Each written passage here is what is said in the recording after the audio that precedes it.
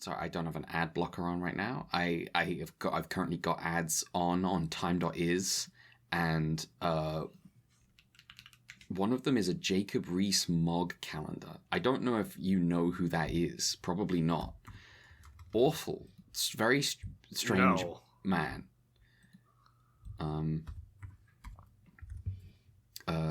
Tory MP.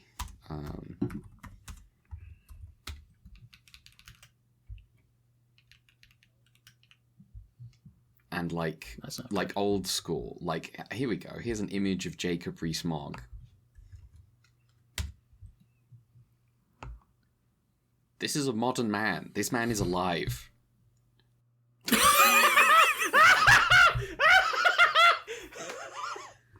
He looks like a parody of a British person. He is. This feels like something I would send to make fun of you. This is a real man. This is a real man who was briefly adored by the public because he would go on like panel shows and be kind of self-deprecating about his politics and stuff. But obviously he believes evil things, so... Maybe he should have better politics if he's going to be self-deprecating. The only way you could make this better is instead of glasses, it was a fucking monocle. Yeah. Hang on, let me look up Jacob Rees-Mogg monocle. I bet it's real. Oh, hang on. Yes! Here's young Jacob Rees-Mogg wearing a monocle.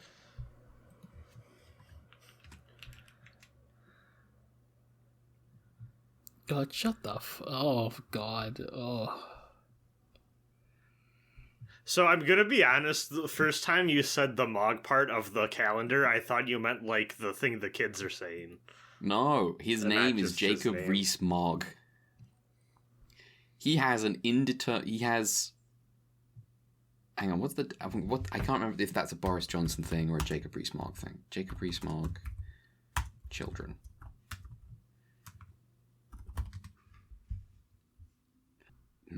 Okay, never mind. Well, that's the British break.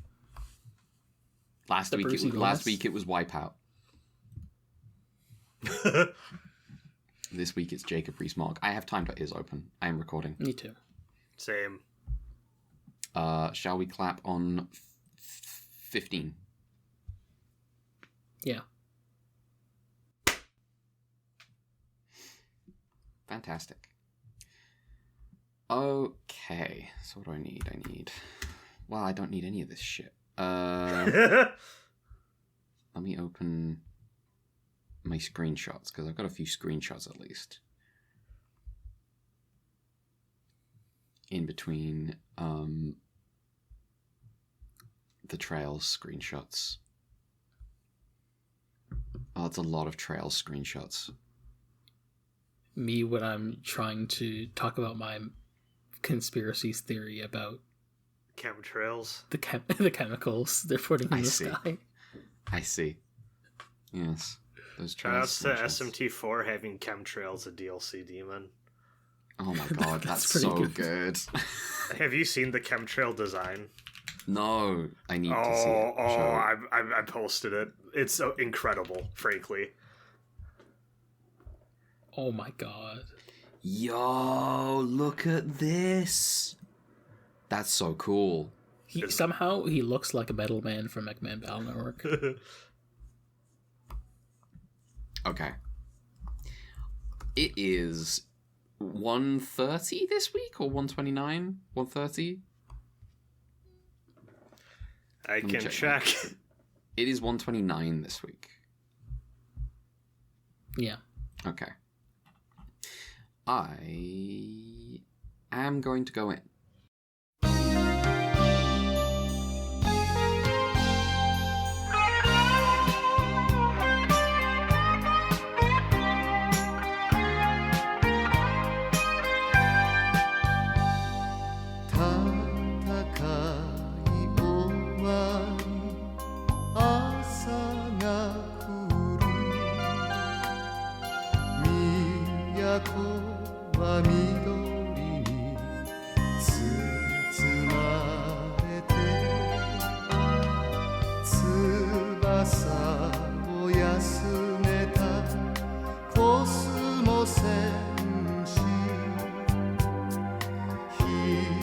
に向かい大空に立つ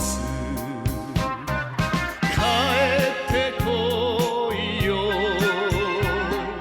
アンドロメロス帰ってこいよ謎の勇者アンドロメロスメロスアンドロメロス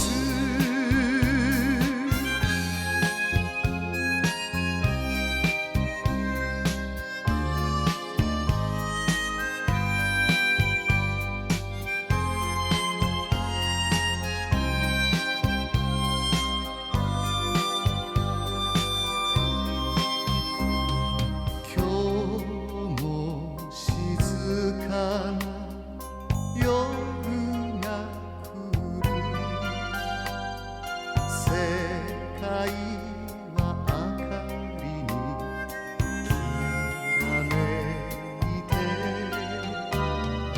歩き始めたコスモ戦士遥かな星に願いを込めて帰ってこいよアンドロメロス帰ってこいよ謎の勇者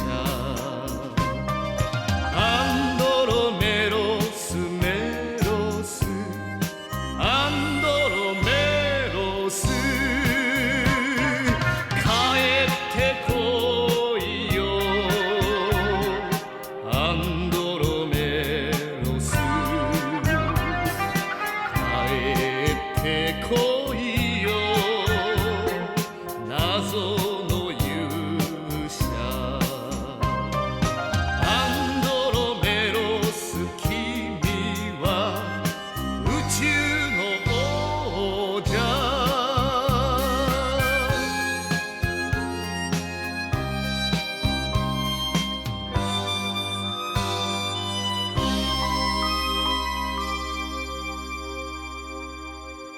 Hello, you are listening to Ultra Q, episode 129. My name is Red. I'm joined by Mel.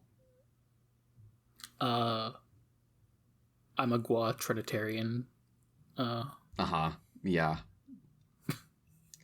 It's the brother, the younger brother, and the sister. Yeah, and they're all God, but they're not each other. Yes. Also joined by Brad. What the fudge? What the fudge? Excellent translation choice. Very big fan. This yeah, we implies that finished- fudge is a universal phenomenon that applies to places that are not Earth. Well, they visited Earth, and they true. and they learned about fudge, and Yeah. then they had the visited final Earth. battle. And specifically in like a random corner where nobody is. A random corner of Earth where nobody is, that doesn't really look like Earth at all. Yeah, so that's, we finished Andro Melos. Wow, we can't believe we finished another season so fast. Anyway, we're going to take a quick break, and then we'll talk about anything else. So, yeah, we watched 15 more episodes of Andro Melos. I think it's more like 10. Yeah. Yeah. It's kind of unreal how much like the first 4 or 5 episodes of this batch is literally just a recap episode with like What a telling kind, eighth guy what is happening. generous thing to do to us, where I can just go, oh, I can just skip through this episode until I see new stuff. Which is what I did. This is, I wonder, now we need to like see whether like Andro Melos is in the running with Seed or to agree which proportion of footage is new footage versus flashback footage. Yeah, I mean, I like the part where like Mold starts attacking them in like the final stretch. The narrator's like, this is completely out of character for him. That Mold, and it shows spends the half the episode then showing every single scene he's in. To show his calm and calculating character, and that his character has been thwarted by the heroes. They drove him to. Now, I have a so broadly, very broadly, in this batch of Andro Melos, Elpa, who is from Planet Ape, hosts the Andros until It was Earth all along. No, until Andro Mars is healthy again, and they have a bunch of flashbacks about the fights that they've had so far, and then Floor is like, "Oh yeah, by the way, they were asking me about a super weapon, about where they can find the super weapon." And Elpa's like, "Oh, there's a bunch of legends. In fact, your spaceship looks a lot like the thing from the legend." And Floor goes to investigate the spaceship. She gets kidnapped by the spaceship. And the spaceship calls the Andros back and is like, "Yo, so Floor is actually the chosen one. She's a descendant of the royal line. She's the chosen monarch. She's the chosen monarch. She will go collect the super weapon and then give it to Melos." Yeah. Who will also be there. He'll just follow. He'll be fine. But this does make her more powerful somehow. Yeah. She does get one fight scene. Yeah, she is fulfilling for like 2 minutes. She does. She is fulfilling like a. Now I'm for about 10 seconds. I'm going to take Andro Melos seriously. She is here fulfilling like a mythic archetype of the woman that arms the hero before he goes off to fight the big bad monster thing. Okay, that's done. Zeta Gundam is 2 years after this. No, I specifically mean like giving a weapon or something. The Lady of the Lake. Yeah, that kind of thing, or like a shield or something. Anyway, that's that done. That's the conversation over. So Floor goes to Earth, but here's the thing: Elpa was surprised by the guy who's not Mold, Judah. And he was replaced with a like a Bem in disguise, and the Bem overhears everything and tells the plan to the siblings.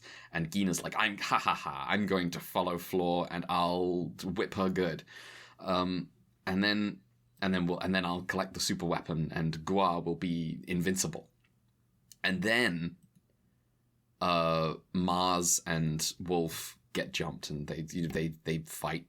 Just really what happens Judah. is fake Elpa is like, "Hey Wolf, I got something to show you. Come out here." And Wolf is like, "Yeah, sure." and Mars is like, "I noticed that. I thought something was suspicious about Elpa." And then there's a big fight. Elpa dies, and they. Chase off Judah, and then they leave without burying Elpa, which, they were perfectly happy to bury all their enemies, but not their comrades, which, was the sin that they admonished the villains for last time. Don't worry, he'll understand. Yeah, he'll understand. And then they all go to planet Gua. The Wolf and Mars do. They're like, "Oh, the big fight will be happening there." Because that's a sacred place for the siblings. Floor gets to Earth. She finds the weapon allegedly. She's in some kind of weird cloudy place. And then she finds the secret weapon, which is a suit of armor. And she then kills Gina, like, immediately. And then Melos steps into frame and she's like, "Here, have the armor." And the armor appears on him piece by piece, and now he looks real stupid. He does a funny pose, which I'll be using as the YouTube thumbnail. He does a funny pose, and then they all head to planet Gua, and there's a big fight. there's a big fight on planet Gua. They kill Judah, and then it turns out that Judah and his floppy sword. Yeah, Judah's it's so floppy. It's this so final fight. Floppy. They killed Judah mold, and Gina's already dead. That mold. Yeah, that one? mold. And then it turns out that Lord Gua is the three ghosts of Gina, Judah, and Mold together, and they form a big three-headed chimera monster. Melos looks like he's getting caught in a trap by the monster, where it's like, haha, your power is divided into by three. Yeah, this is the most Nintendo 64-ass final boss thing we've seen yet, because he sucks the hero up into, like, the final battle dimension, where it's just, like, complete pitch black void with, like, fog on the floor, and it's just the two of them. Yeah, and then Melos is like, but don't you know my suit powers me up dozens and dozens of times? And Lord Gua is like, oh, fuck! And then Melos kills Lord Gua. Well, no, defeats Lord Gua, and then all the Andros together fire a unified beam, which destroys Lord Gua. And then Melos... And Lord Gua catches fire. Yeah, and then Melos returns to them and is like... And they're like, wow, we brought peace to the galaxy, we've destroyed Lord Gua. And they're like, but if there's ever, like, a disturbance in the heart of the people... it will create evil such as Lord Gua again, and Wolf is like, wow, but at least we have the super weapon this time. But wait, Melos, where is it? And Melos is like, it was destroyed with Lord Gua. Before evil rises again, we shall have to improve ourselves instead. And that's me when I fire the Gundam into the sun because we don't need it anymore. Fire the Gundam into the sun because we don't need it anymore. Oh shit, we need it again. Go get the Gundams. It's like, okay, movie soon again. Coming to theaters. Yeah. So yeah, that was Andro Melos. It is done. Yeah, it sure is over. Mm-hmm. It's finished.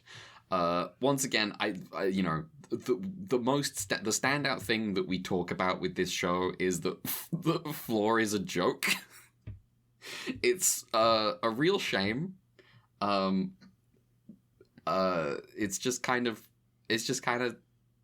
sad and annoying. There was, we've got this. Oh, we got the girly Andro, and she never does anything. And the narrative talks about her like she's important in a way I'm patting myself on the back for respecting women way. This is like even worse than pre-retool Ace with Yuko. Yeah, which 100%. Yeah, definitely.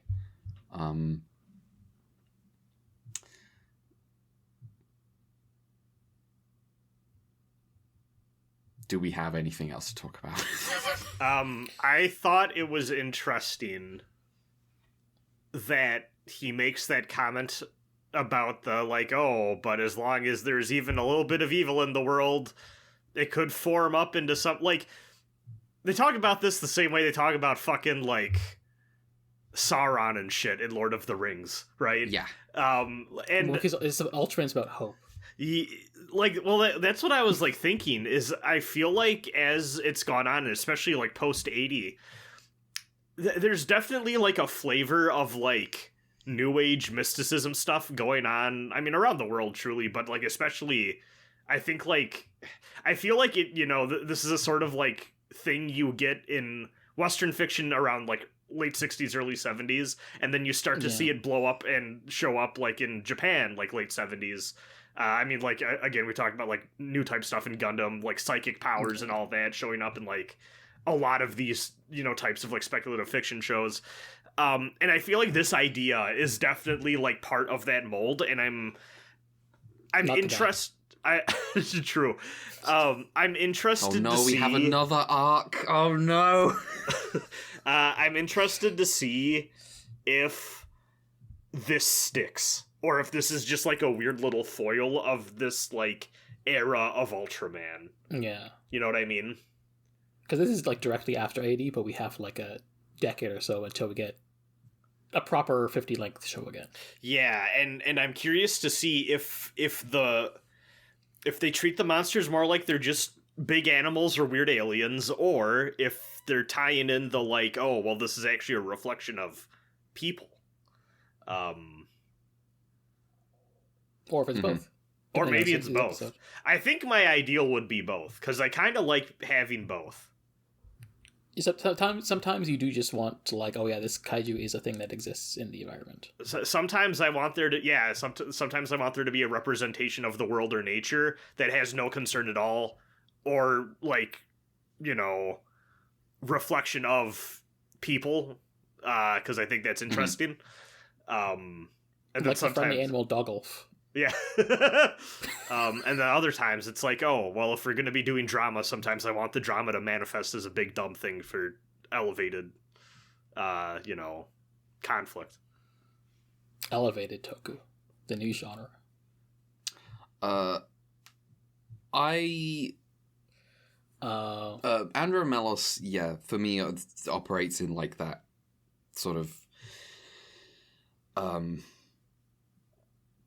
the same space as the manga. It's paced like the manga. It behaves. It has the same kind of narrative concerns as that manga. That particular era of manga.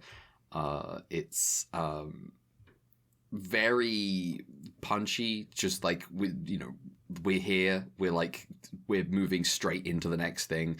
There's no like pausing to do any like bits of with characters and stuff. Like the most we get of that is if anything the flashback episodes, the recap episodes, where characters reflect on stuff, but that's like so brief. It's nothing. I don't, I prefer this type of thing in manga. I would say so as well. I don't know why. Maybe Yeah. it's a case of like I can read that at my own pace. Maybe it's a case of like not, it's less often divided into little 5-minute chunks, and it is. I also think that there's 30-second to minute-long stretches of the show that you could do in 1 or 2 panels. Oh yes, definitely. And I think that definitely helps with flow. And maybe using some of the rest of those panels. Like, say what you will about that manga. There is the part where they do have a conversation about, like, well, I can't reveal my true form right now or else, like, people will die.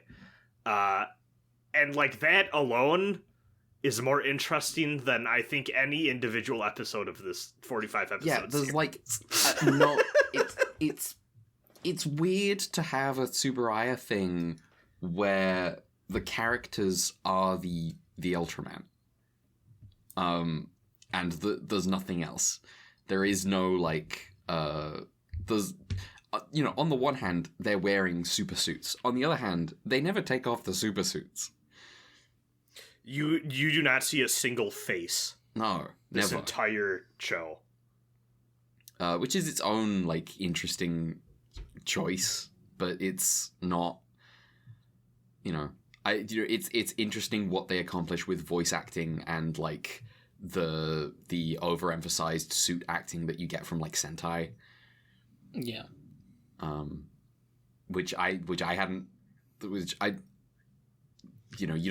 they're not doing in Ultraman really. When they have all the Ultramen together. I'll go for it. This is gonna be a little mean. Mm-hmm. Do they accomplish anything? I think it's interesting seeing Tsuburaya attempt what I've seen Sentai do. Yeah, because I left this show being like, I truly do not give a fuck about any of these characters. I mean, I don't give a fuck about any of the characters, but like in terms of like the just the form of this particular form of toku, which Ultraman doesn't do. When the Ultramen are all together talking, they're not they're not this overactive like body motion type thing. They're very still. They're very stoic. Do you remember Hanuman kissing them all goodbye? Yes. Yeah. And they're all stood there like, no, I'm not about this gay shit, bro. Yeah, they're Catholic. Yeah. This is a sin where I'm from, man.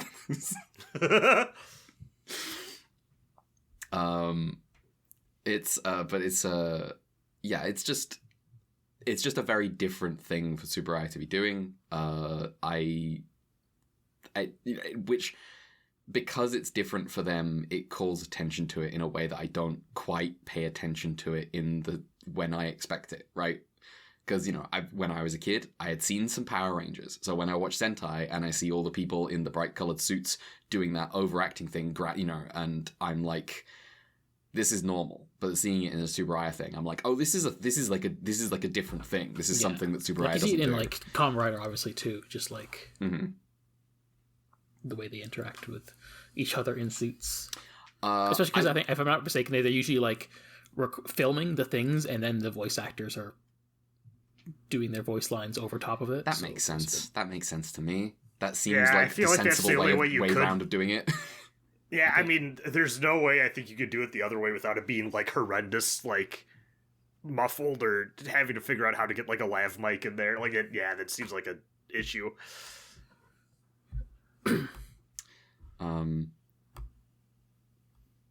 But yeah, I'm not like a... Oh, Andro Melos is super interesting. People should watch it. No.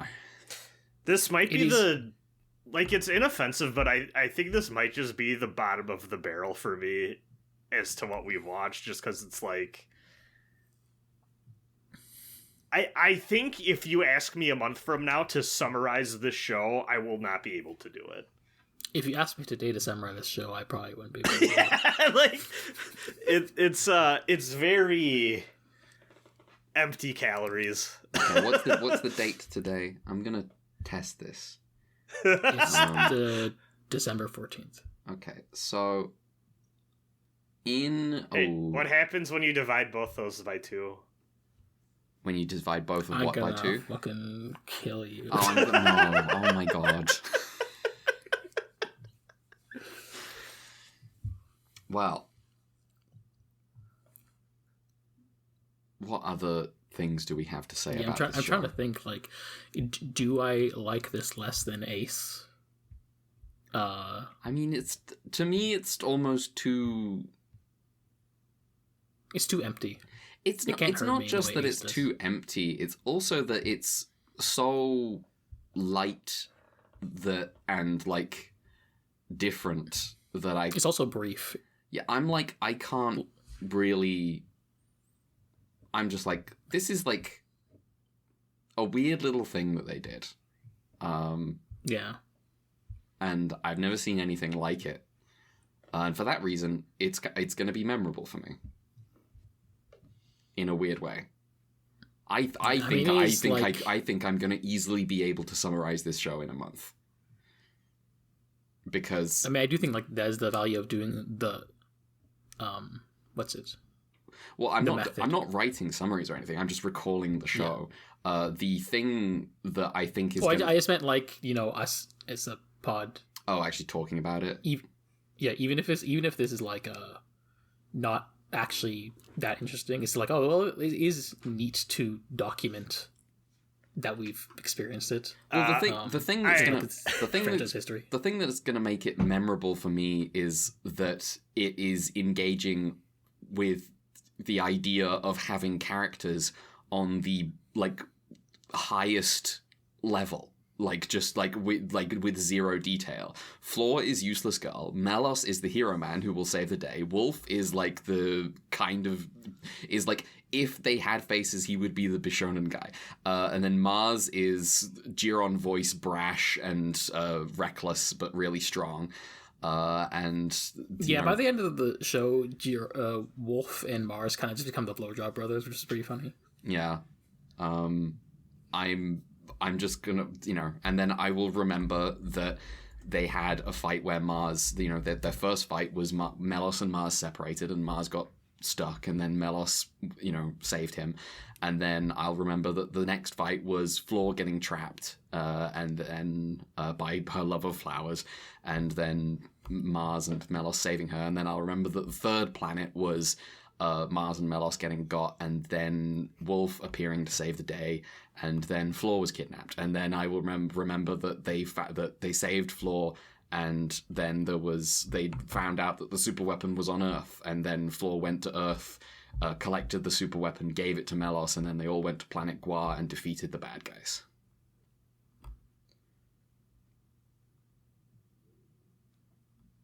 Well, that's pretty thorough. Yeah. That's definitely more than I probably would be able to do if you asked me.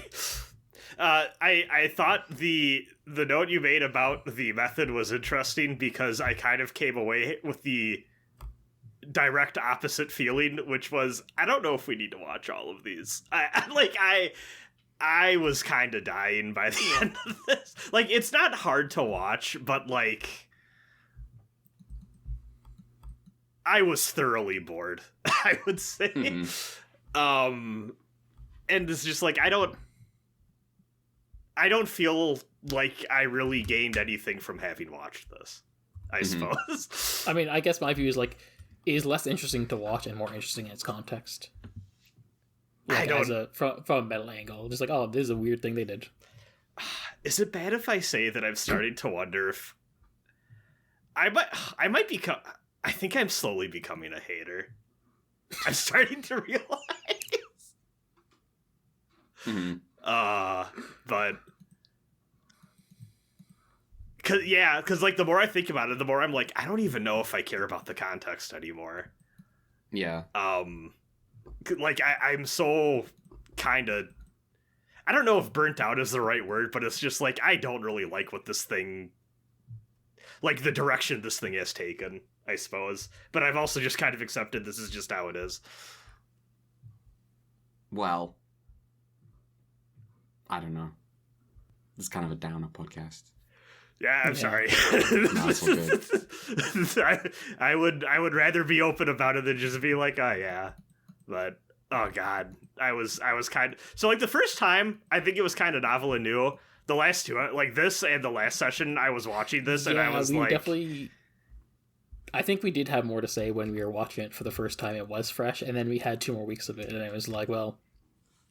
I am not joking sure when I said that. this did feel equivalent to watching paint dry for me. Like I'm gonna tell you, I couldn't be happier we're watching nothing. This is a break. This is a break from having to work. I have to write the fucking summaries.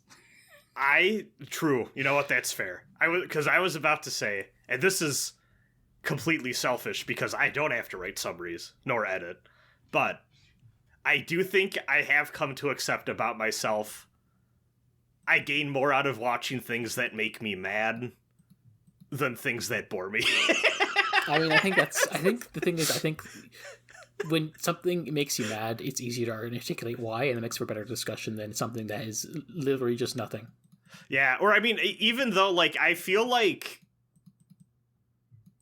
there's I don't know how I can, like, articulate this without sounding like a crazy person, but I feel like when I'm engaging and interacting with something that makes me mad, I personally gain more from the experience than just watching something where it's like feels like nothing is happening and I'm definitely the same. I'm definitely the same. I would have much more fun watching bad TV, like just like in the moment, not even like as like something for a podcast for discussion, just like in the moment watching an episode of bad television that I hate than watching something that I'm like, this is boring. I would like multiple. That's right. We'd much rather be podcasting about you listeners, your favorite show. Ancient Magus Bride was a show that I was like 3 episodes in, and I could feel I was like, hang on, I'm like having to force myself to pay attention. I'm going to stop watching this show. It was fine. It was a perfectly fine show. It was boring to me. When I'm watching something bad, I'm like, sometimes I just find myself burning through. Like Strikers? like Nanoha Strikers was I did binge the back half of it. That is true. So yes, Nanoha Strikers. That show's so. He has to learn to shoot children again. He has his arc. He was a sniper and he accidentally shot a child, and so he specifically has to learn how to shoot kids again because this is a setting where children are armed with magic. Well, you see, he's not a sniper until he kills someone. That's true. That's true. As we've established with Ogata. We're done talking about Andro Melos. Yeah. I'm hoping the next one excites me more. I will also not be writing a one-offs. Yeah. We got a bunch of one-offs. Is the next one Story? Yeah, Story. Which is a movie? Yeah. And then Story. Actually, we have like 4 movies in a row, basically. Oh, okay. Not counting like the scheduling stuff, but like in terms of main podcast, it's 4 movies in a row. The cinema. We're gonna watch the last some of them being the Ultraman movie. So that's true. That's one I've been holding out hope for. Yeah. Sick. Now, as promised, do you want me to tell you what happens in the manga? Oh yeah. Yes. Speak. So this happens in the manga. I will note that just remember there's 5 chapters, and by the time this show was done, there had only been 2 chapters. So everything from chapter 3 onwards, I say chapters, more like part, is like new. Also, there was also the photo magazine, which I can't find summaries for, but I have a feeling that in terms of quote-unquote canonicity, that might have more bearing. I don't know, there's differences between what the manga has and what the photo magazine has, which I will discuss where relevant. Mm-hmm. But anyway, part 1 of the manga is called Ultra Brothers Story, from May 1981 to March 1982. After 80 returns to the Land of Light, Ace Killer shows up on Earth, so the Ultra Brothers plus Yulian go to deal with it. Suddenly Zoffy gets sucked into a black hole, and then also Seven also gets trapped in a black hole that's guarded by the Magma Trio. Okay. Later, the remaining Ultra Brothers go to refight Ace Killer, but then Andro Melos shows up out of the first black hole and beats Ace Killer. Somehow, Judah has set up Ace on the moon, so they go and fight him there. The Ultra Brothers try to destroy Judah's base, while Melos and Wolf, who is also here, go to fight Judah directly. Also, here's Zoffy, because it turns out he was in the Andro Melos armor the whole time. Yes, just like in the old manga. Pulled the same trick. Part 2, Andrew Super Warrior Part 1, from April 1982 to March 1983. When they get back home, Zoff explains that he got saved by the actual Andro Melos, who is also here now, and he was just borrowing the armor. I am not sure which one of these two actually killed Ace Killer. Now, this is the part where I mentioned that in the photo magazine version, the lore of that story is that Zoffy actually assumes the title of Andro Melos for a while after receiving the armor from a warrior named Caesar, who dies giving Zoffy the armor and giving... and he dies saving Zoffy's life by giving the armor. And so Zoffy actually spends some time as Andro Melos in the armor, which I will show you the photo of right here. We could have had so much more. Yo! Here's Zoffy, motherfuckers! How does he fit in that helmet? This is the most cop that Zoffy has ever looked in his fucking life. I love it. And eventually he gives the armor to Caesar's son, Benoit, which is the name of the armor. That's not the name of Caesar. Okay. Additionally, the badge that Melos wears, which is also the podcast art for this season, is called the Ultra Cross, and it was given to him by Zoffy in recognition of his bravery. It's called the what? The narrator of the TV... It's called the Ultra Cross? Yeah. Okay.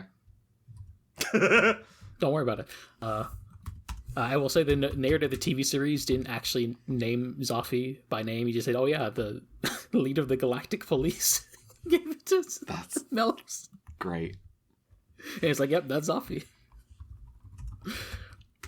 I'm just looking. Hey, back to the story. I'm looking up this logo. I need to. Where's the cross, Mel? I didn't name it. You're bringing me this information. You're responsible. Where's the cross? I simply think you just have an Earth-centric idea of what a cross could be. Oh, Yeah. you're so. You know what? I would like to apologize to They the put Andromeda alien they put galaxy. alien Jesus on that somehow. I mean, like, if you think it could be like the inverted cross, the one that's upside down. Oh, because spikes. like with his arms a little bit up, like he's like If you Ultraman squint. flying.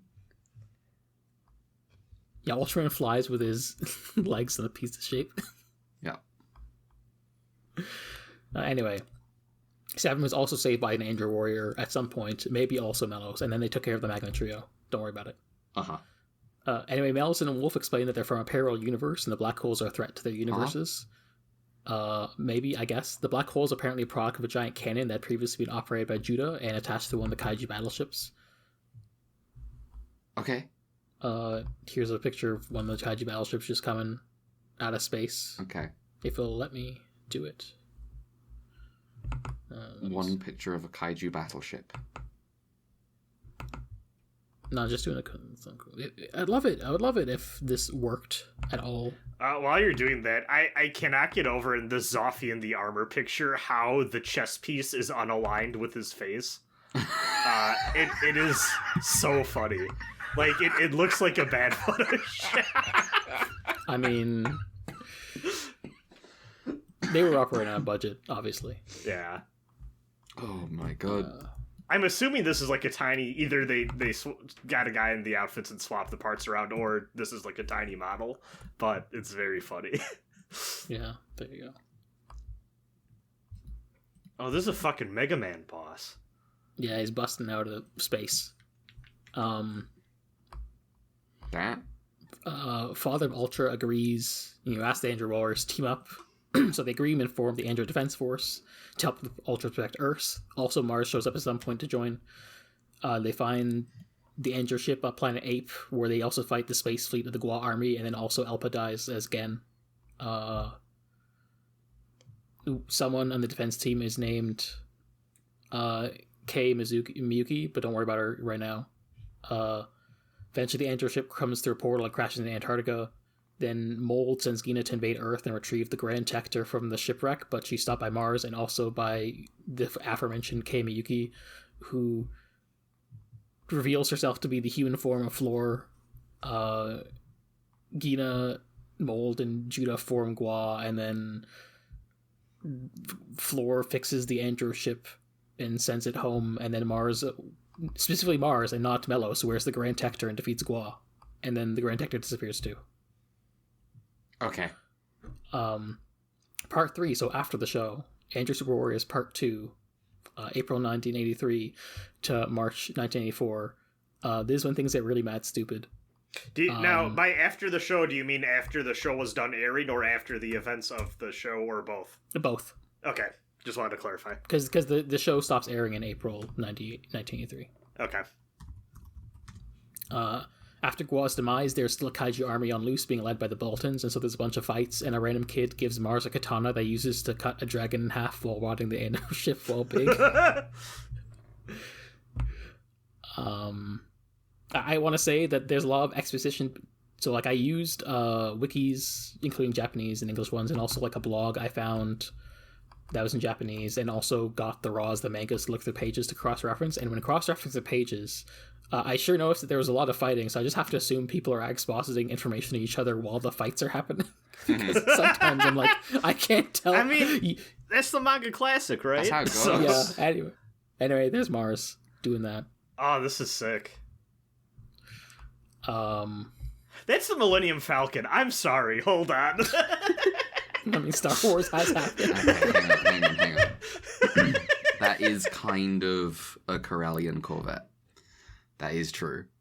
Oh, the little dish on the... yeah, come on. Yeah. Come on now. Then at some point, as the battle rages, the kid turns into a tiny angel warrior, and nothing personal is a Bolton with the same kanana, which is called the Zodiac Sword.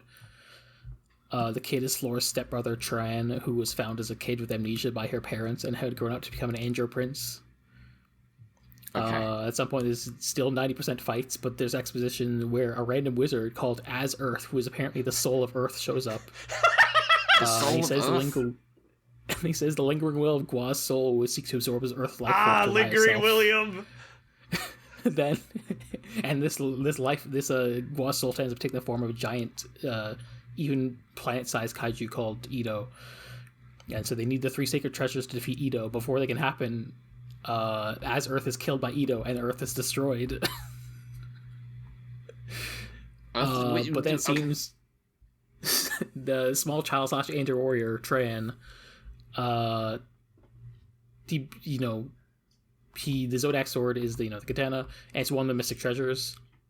Also, the Grand Tector, which had previously fucked off somewhere, is somehow went back in time to the creation of the Earth. So the angel warriors find it in the Earth's core before it blew up.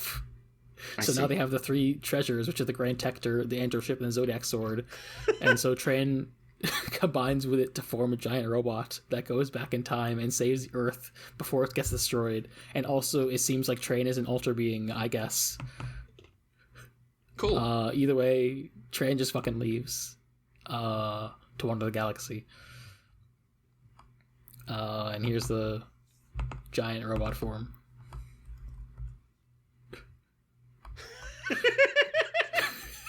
Nice. I love these huge eyes. Yeah. I tried to find. There's like a picture somewhere of like. Oh wait. It's like a picture somewhere of like Andro Wolf and Andro Melos with like really uncomfortable eyes. Okay.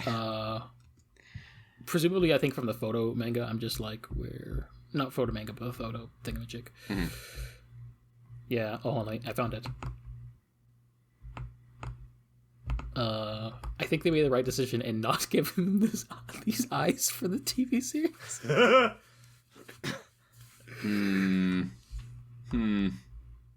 This like feels. It's not this, but like this feels like Adam West Batman coded a little bit. Yeah, to it does. Me. Yeah. Except these eyes won't be able to emote by squinting slightly. No. I'll always look perpetually shocked. Yeah. Now, I did say that one thing looked like a Mega Man. I keep looking at little elements, like the things on the hips and like the ankles, and also like these weird, like, I'm assuming these are supposed to be like vents or something on the chest and like the shins. Yeah. And like, I can see a lot of this design language in whoever's doing those Mega Man X designs, actually. Mm-hmm. Yeah. Like that I can feel that lineage. And I'm They have a curious. Gundam chest, to be honest. Yeah. It's interesting. I like how Wolf calls his boomerang sword you. Yeah. Did he say at some point? I felt like he threw it and said "sword of you," and I wasn't sure if the sub just chose a different translation on that. I have Who no knows? idea.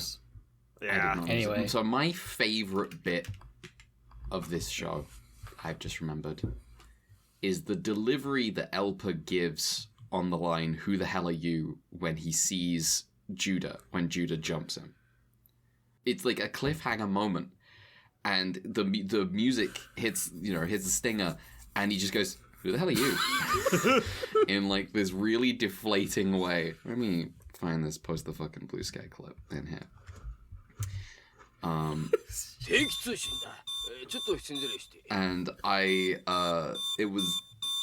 it killed me. He just walks into the other room and then Yeah. こちら愛生運エプセこちら愛生運エプセカルバーセどんぞなんだよおめ That was pretty good. There we go. I did not clock this one while watching, but that's pretty good. Anyway, part 4, Ultra Super Legend, the Legend of Oh, Prometheus. there's still more? Also, just from that title alone, Red, I think you're onto something with the mythic archetype of Floor. These people love that shit. Oh my god. Like the 3 sacred treasures, now we got Prometheus. It's This is from April 1984 to March 1985. This extreme where I'm like, yeah, this guy's just making shit up. I don't think Super Eye is going to incorporate this stuff into their later stuff. Anyway, it flashback to 10,000 years ago when you find out that, you know, Tran was the son of an Ultraman named Prometheus, who was the top scientist of the Land of Light. I'm... Okay. So here's a picture of Prometheus and also Tran in a Tector armor with a katana. This is crazy. At some point, Why does Tran look like that? Okay, this is starting to feel like this guy wanted to make his own thing and could not get it off the ground, and he was like, I'm just gonna put it here. Oh, you mean like the other manga, maybe? Yeah, you know what? Yeah. No, that manga had a deep respect for Zoffy.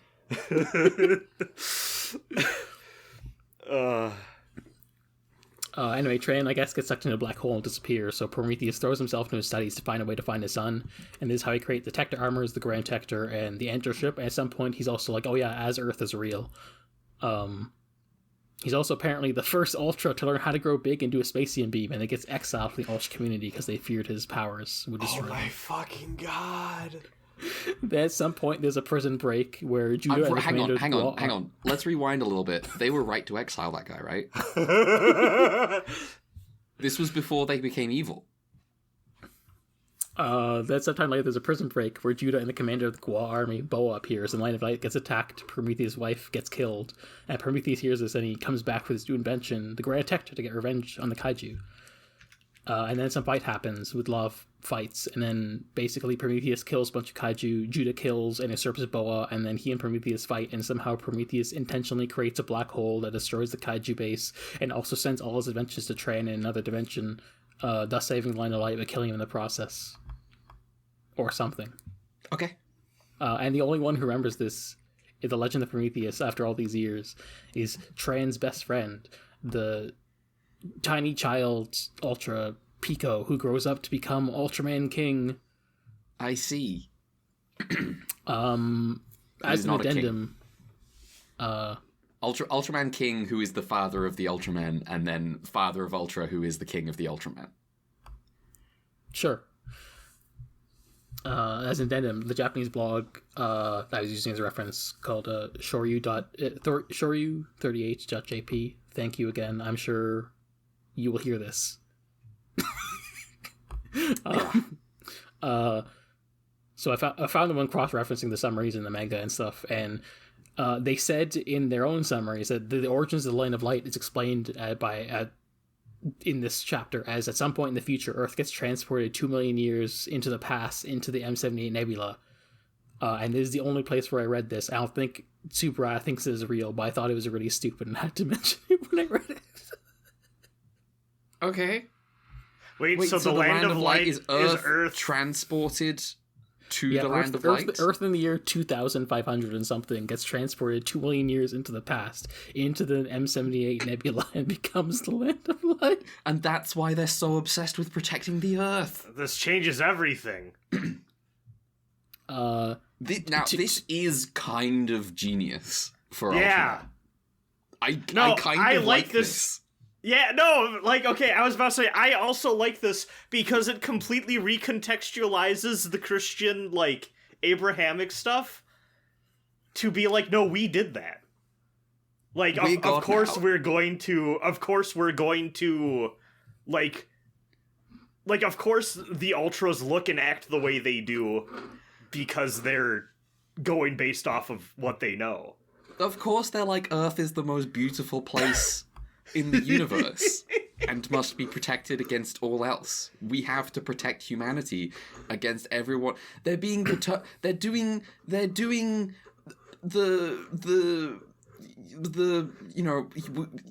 anthropology chauvinism. Anthropocentrism. Yeah, for fucking humanity, because they're like, it's the childhood of us. When they look at humans. Yeah. So now we need to become the god and guide them down the right path, like us. To become us. To become us. Because of this freak stable temporal accident. Oh, they should have kept this. The blogger's opinion, which I kept here. The secrets of the Land of Light are told on a grand scale and are well worth a read. It's shocking how much can be done in a children's magazine. However, there's some inconsistencies between this story and the stories I've been told so far. Is it a parallel world or a time paradox caused by repeated time travel or the collapse of dimensions? They did note earlier in the blog around the third chapter where they're like, things have gotten confusing now that the story just has time travel. Yeah. Wow. And then part 5, I lied, because this part is actually a tie-in / follow-up to Ultraman's story, so I'm gonna save it for next week. Okay. Well, that's good, because we're nearly at an hour about Andro Melos. Which is a disaster. Oh, this is listen. This is different. The manga's different. The manga's different. This deserves a separate timestamp. That's it is getting true. a separate timestamp. The fucking oh man, it was irresponsible to tell us about this idea for where the Land of Light comes from, because we are now going to reference it a lot. I also had this feeling. I mean, see, that's why the process is funny. Yeah, we're And how it gonna works. from now on. We're gonna watch Ultraman Tiga and be like, how does this fit into the timeline? Will anyone making about one time? Will anyone making any of the shows or working on them ever plant any of this like seed of an idea into the stuff they're working on? Absolutely not. Will we be very annoying about it? Absolutely. We'll be like, why aren't you referencing? Go for it. Just the idea of like new Ultraman fans finding our podcast on Tiga and then hearing us lock in on this stuff. They're like, well, I didn't know about this lore. when was this canonized? Let's not talk about where it's from. Okay, from now on, we're just going to talk about this like it's completely true. We gotta call it the origin, and and whenever anyone asks us where we got this information, we tell them they have to watch Andro Melos and listen to our Andro Melos podcasts to understand. Oh, I thought you were gonna say they have to listen to our podcasts. And just leave it even more vague. Leave it there. Oh, yeah, we covered it on a previous podcast. We speak in hushed tones about the importance of Prometheus. Yes! American Prometheus. No. Oh, no! No! He's back. Ultraman Prometheus look like, fuck. What's the other one he looks like? A bit like Taro.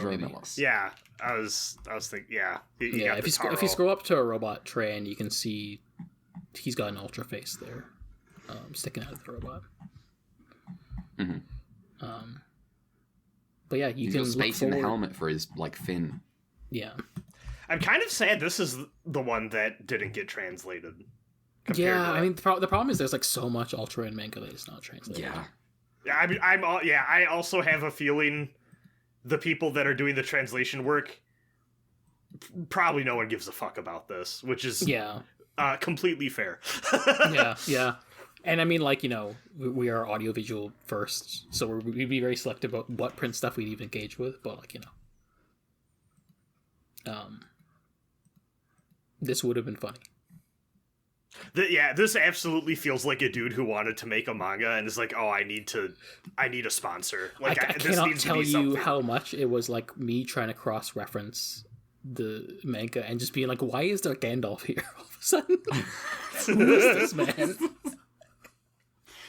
Oh, man. Listen, they should put a Gandalf in one of these shows. I mean, they probably will at some point. It's Ultraman King, I'm sorry. I was gonna say Ultraman King and Father of Ultra do kind of exist in that role, if I Does Gandalf nuke a planet? I haven't read the Silmarillion, maybe he does. See, the irony is that Father of Ultra has Balrog horns. I think he has the capacity to, if you really asked him, is the thing. He has one of the rings. That's like a thing. What a guy. There's like legendary to- rings. So the thing about the rings is that there are legendary rings that aren't corrupted as well as the ones that are made by Sauron. There are rings that are just good. There are rings that are just kind of powerful, and you can use them without going crazy. I think Gandalf has one. I believe it. It's been a minute since I've read the Silmarillion. I'm gonna reread it again next year. I say ambitiously. I will not, because I know my limits. Yeah. I'm legitimately at the point where I'm like, well, I might just watch the G-Reco movies instead of rewatching the show. They're Lol. completely serviceable. I mean, I have seen the show before, so I'm just also just kind of curious to see the movies. I think I like those movies. They're good. Yeah. I say that I haven't watched the last two yet, but I like the first Yeah. one, how they did it. So Yeah, I'm a bit bummed that like Turn A is the divey season, and I don't have the spoons to watch that. But you know, I can always You just listen. You've seen that show. Yeah, You've seen it. I've seen it. there's a lot of GGP where like I didn't rewatch it for the season, but I'm just like, oh, I watched this years back. I can. Every time I try to rewatch it, I immediately fall off because I'm like, I've seen this show. What am I doing? Yeah, I there have been times I try to keep up. I'm just like I tend to just like I either go way super far ahead or I end up like sputtering out. I've never like kept up. Yeah. The one time I did it was Turn A because I got my Blu-rays and I was like, I'm gonna watch this 2 every week. It's gonna be nice. I've still yet I just builds just doesn't appeal to me. I've realized, and like I'll probably watch it someday, but just every time I do, I'm just not in the mood. I'm like, this seems fine, but Yeah, it's just toys. And I mean, Yeah. like the other, if I'm being real, the other shows are also just toys, but like they pretend they're yeah. War in the Pockets about this. true. Someone should like make it. that into a real light gun game and call it Yes Mom. Okay. We're done talking about Yeah, anime. I think we should transition to the anything else part of the podcast. We will be back in a second to talk about anything I'm gonna else. devour an oatmeal square and grab more soda. Okay.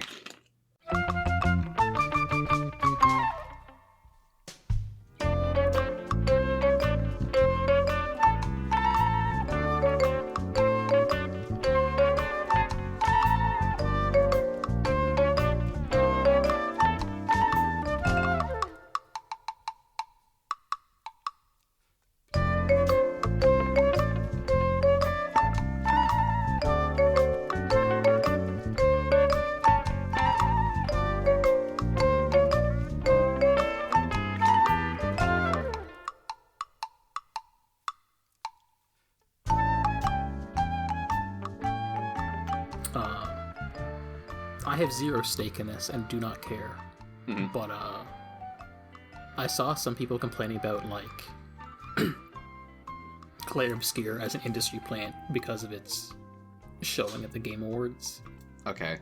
and I'm like, why are you complaining about industry plants when you're watching the Game Awards? You know Oh. what show this is. Lol. It's the Keeley show. Of Yeah. course. What are you talking? What are you? Yeah.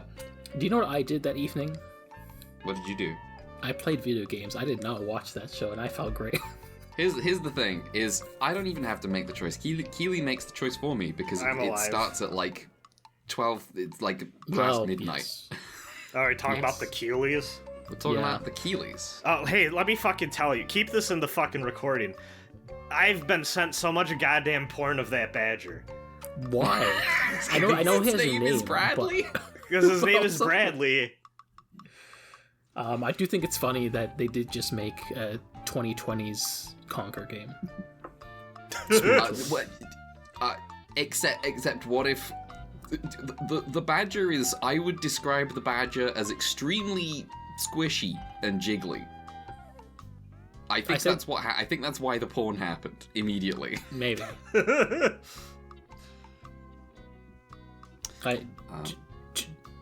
Just like how Conquer is like, South Park coded humor, this one is the Whedonness dialogue humor to match the adult humor of the 2020s.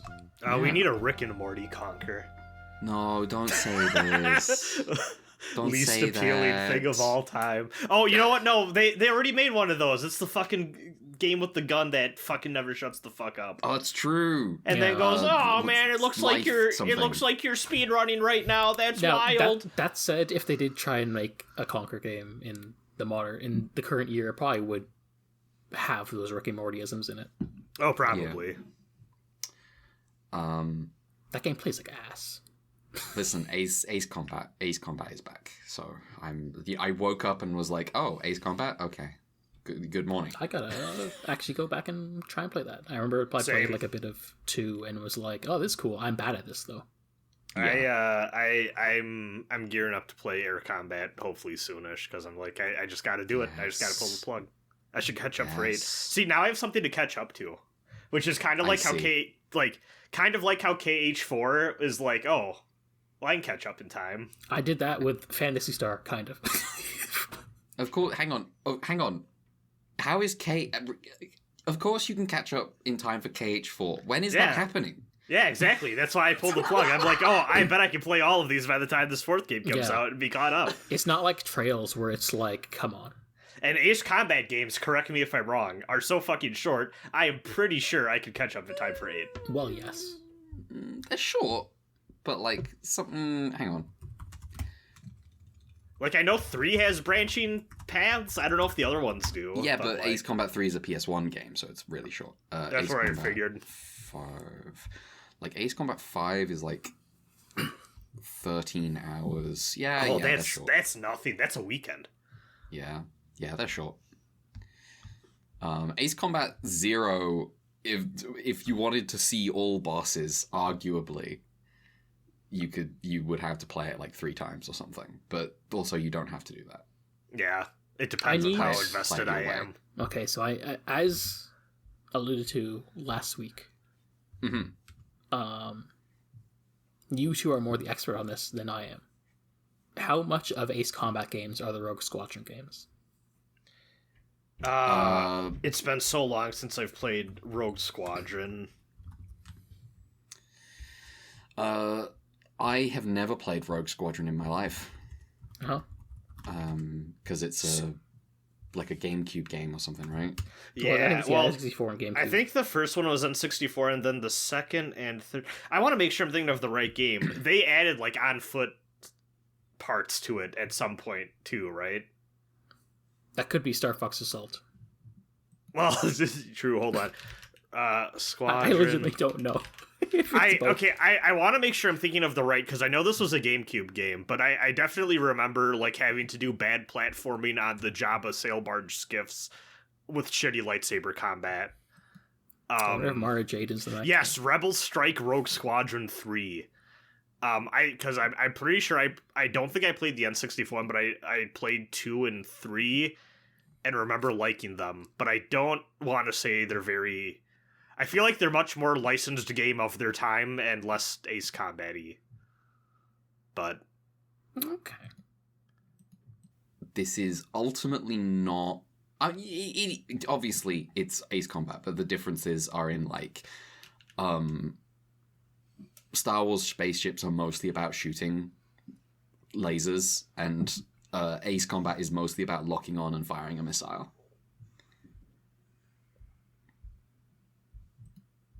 And Star Fox is about locking on and firing a laser. There you go. That's to clear out the groups. You need the single fire for the big damage.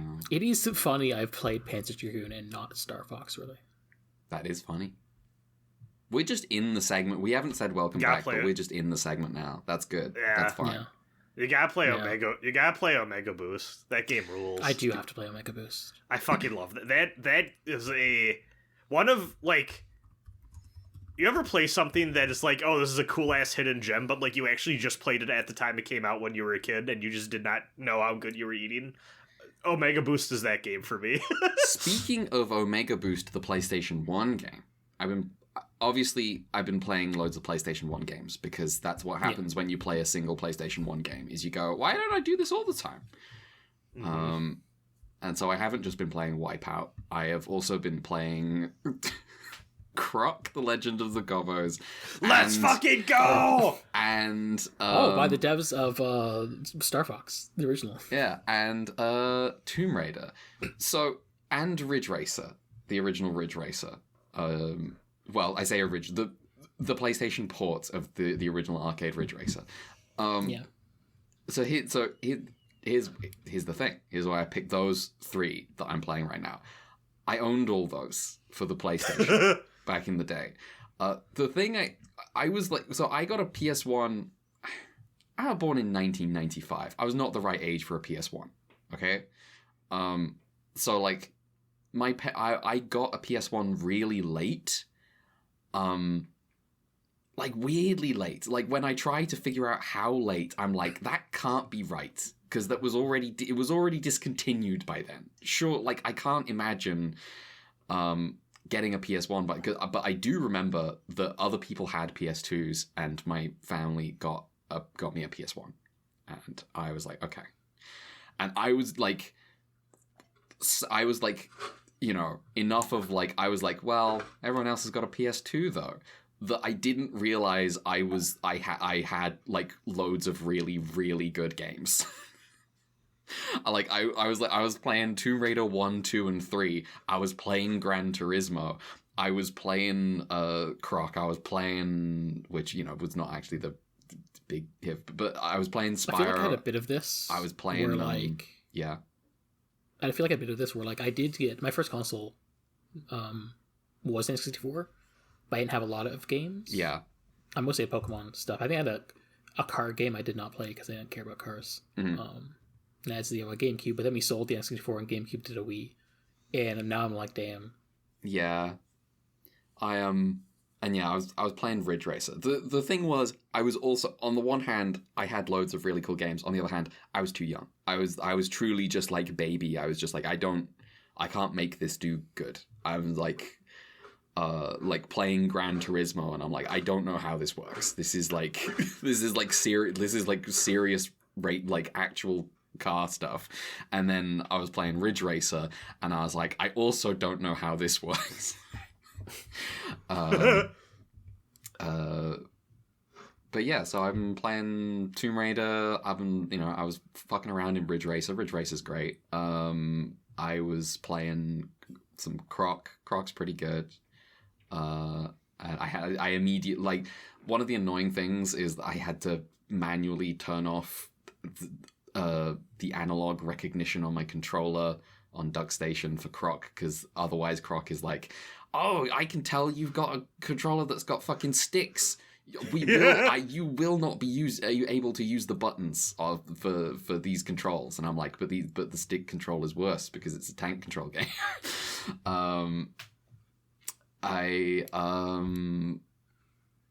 Tomb Raider. Tomb Raider's sick. I remember a lot of Tomb Raider. I played a lot of Tomb Raider. I found the dinosaurs scary, but I remember playing a lot of Tomb Raider anyway. I don't know that I got past the dinosaurs, but this time I'm like, oh, the dinosaurs are really easy.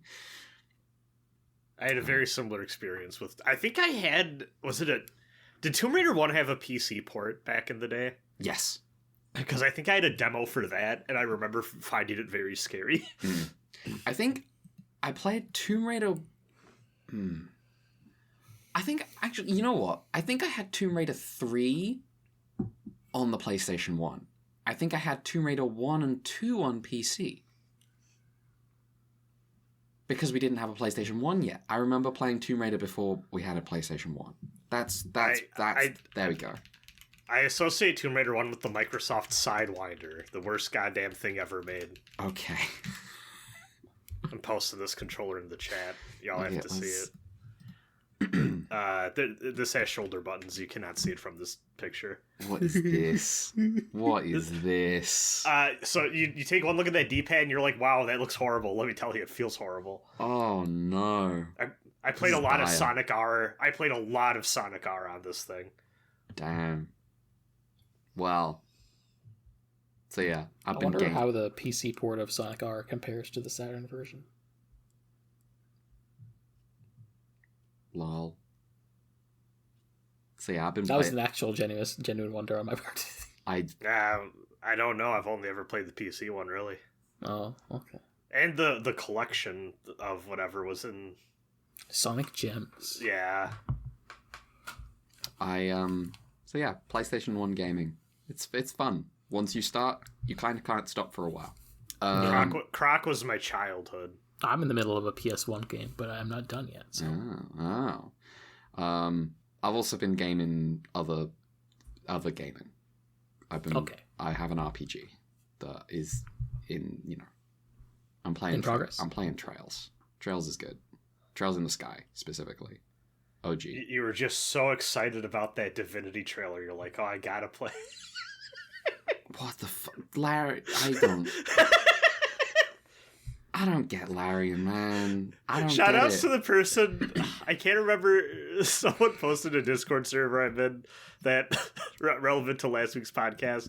The fucking Colin Farrell. Like, come on, what are you showing me? With what was going on in that trailer? I'm Larian's like celebration as like far and away. They're just they're the reliable geniuses of CRPGs. I'm like, no, they're not. No, they're not. They make critical role core type characters, and they have the Divinity Original Sin 2 has a combat system so bad I've bounced off that game 4 times. I didn't know you could make turn-based combat that bad. Anyway, I'm sure everyone will buy Divinity, and the first act will blow them away. They'll be like, wow, it's a miracle. I can't believe that video games can just be this good when they're on release, and then they'll get to Act 3 and it will entirely fall apart and won't work, and they'll be like, well, Larian will patch it until it works. They won't patch it until it's good, but they'll patch it until it works. This was just their reputation before Baldur's Gate 3. I don't know what magic they worked because Baldur's Gate 3 is what I'm describing. I've read the Nightmare story. I don't know how they've made the same game again and got a different reputation from it. I always think Baldur's Gate 3 is funny because I have a friend who, she's a real OG Baldur's Gate head. Mm-hmm. And when 3 was completed, she was like, they actually changed some of the characters and stuff in ways that I actually think is worse but more broadly appealing in the main game, and it made her really mad. They made the mean woman less mean. Who, Jaheira? No, was it one of the 3 party members? I can't remember which one, but okay. She was like, of course everyone liked it. Oh, you mean one of the... Wait, do you mean one of the ones from, like, the early access to the full release? Or do you mean from, like, the early Baldur's Gate games? Yes, like in the early access version, the character was more mean to you. I see. I understand. Okay. I understand now. There we go. Yeah. When the game was releasing in 2023 and they were like, wow, Larian are the only people that make games the way they used to. And I was like, I remember it coming out in early access in lockdown. What are you talking about? You're lying. Anyway. Also, those Pathfinder games are right there. Wow. I've read a book. Which book did you read? Mythago Wood by Robert Holdstock. What's this one? Mythago Wood by Robert Holdstock is a fantasy novel. Fantasy science fiction novel. That is about Stephen, who was an English guy who, after World War II has ended and he's recuperating from his injuries in France, he gets a letter from his brother Christian who says, "Oh, by the way, I'm getting like married. You should come home, meet her." And he's like, "Okay, I'll come home to the little home next to Ryehope Wood." Gets there, and Christian's like, "I wish I hadn't sent you that letter, bro. Please don't talk about that woman to me. Please don't do that." And Christian is acting all weird, and Stephen's like, "Being here, I'm remembering all these things about my dad, who's dead now, and about Ryehope Wood, about all the weird things that we used to see in Ryehope Wood." And finds his dad's like Christian vanishes one day, and he finds his dad's. Stephen finds his dad's like diary that's full of Christian introduces all the stuff about the wood. So basically, the wood is strange, and like it's a pretty small wood, but it gets deeper. It seems to get bigger the longer you walk into it. And it seems to refuse entry to you if you try to enter it in the wrong way. And while you're there, you create archetypal images from the wood. And so like, and it's always like images, it's always ideas of like the people resisting invaders.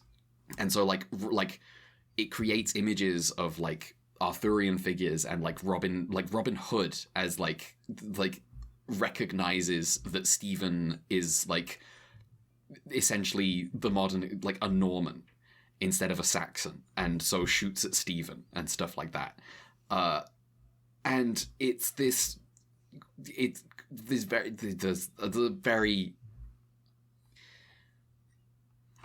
a very sci-fi fantasy novel. Does the way is it a little Gernsback continuum-y? It's a little Gernsback continuum-y, but like it's like it can physically affect you. It's and like he does this all like tracking like his dad's progress in the project of trying to enter this wood and investigate, and meeting Gwyneth, who is like this central figure that Stephen, Christian, and their dad were all entangled with, and there's like a bunch of like new myths form, and like it's a book. I liked it quite a bit. I thought it was very good. It's very it's very English in the sense that like it captures the like an Englishman very well in Stephen. There's an incredible moment where he's talking to Gwyneth, who doesn't speak his language, and he thinks that she's asking for food, demanding food, and he's like, "There's food in the pantry downstairs," and then he goes, "Down and staring." I'm like, bro, ich nicht und lichten.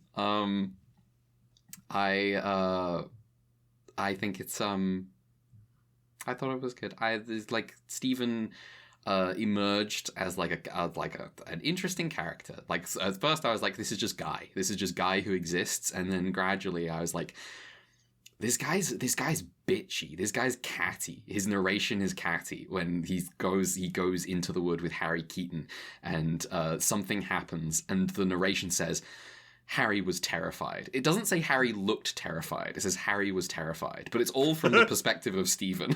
And I was like, you fucking bitch. I like the book. It's all about just the idea of, I think Christian is named quite deliberately. That makes sense. But yeah, there's a bunch of sequels. It's like from the 80s or something. What is it? Hang on. Mythago Wood. Yeah, It's a I was cla- looking up this author because I'm like, I don't think I recognize this name, but he's written a shit ton. Yeah. I like it, and it's fun. Are you gonna read the other ones? Yeah, it's very British. It's like British roadside picnic.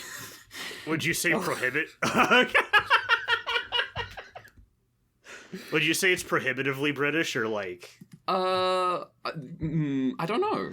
Are they dropping shit that would leave me baffled? Well, there's just like there are just like offhanded references to like Stephen meets a Mythago, like one of these archetypes, and recognizes, goes, I think that's a cavalier, and like I know what that means.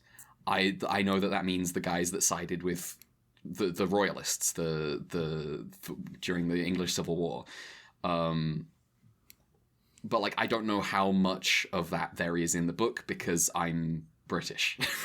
It's impossible for me to actually tell. I don't know. It's very. I liked it.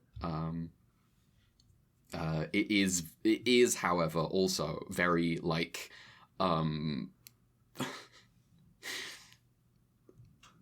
There is like one woman of significance in the book, and she is a romantic interest. Like Andro Melos. And she is like Andro. Like,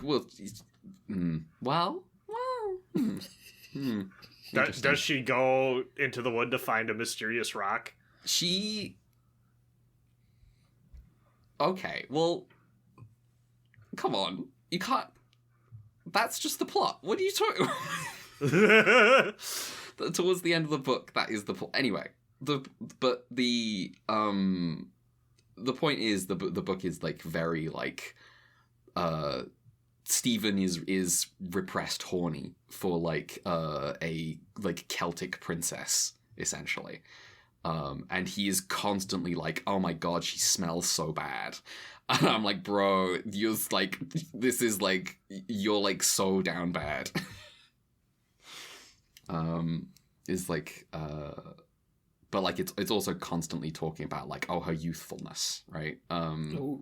He's like, oh, she's got like, she's childlike, and like, you know, on the one hand, you can view this as like, okay, Robert Holdstock, please calm down. Alternatively, I'm quite happy to read that as like, this is Stephen. This is that guy. This is the guy of the era. And I liked Mythago Wood. That's me. I've been doing a bunch of stuff, but that's kind of the only thing I've finished. Who's up? I just got like assorted stuff. I don't think it'll take that long. Go for it. I guess I finished Build Fighters. Mm-hmm. Did you like it? Yeah, I mean, it was a rewatch, but it was like the first Gundam thing I watched before seeing Gundam back in 2013. Yeah, it's fun. And now I've seen most of Gundam. That's all right, but also it is kind of just like they do the sports thing and they fight. I basically liked Build when I watched it. Yeah. Escaflowne was good though. That was also a rewatch, but It's a banger. yeah. I have not seen that one since high school. I have convinced a few friends to watch that with me in the coming months after me and my one friend are done with Tamers, so I'm excited for a revisit on that. Hell yeah. Nice.